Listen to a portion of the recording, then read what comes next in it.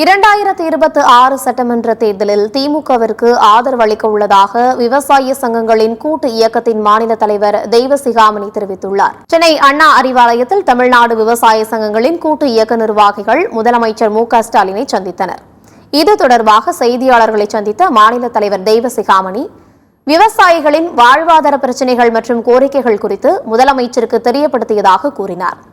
தங்களது கோரிக்கைகளை நிறைவேற்றுவதாக முதலமைச்சர் உறுதி அளித்ததாகவும் சட்டமன்ற தேர்தலில் திமுக வெற்றி பெற விவசாய சங்க பிரதிநிதிகள் பாடுபட உள்ளதாகவும் அவர் தெரிவித்தார்.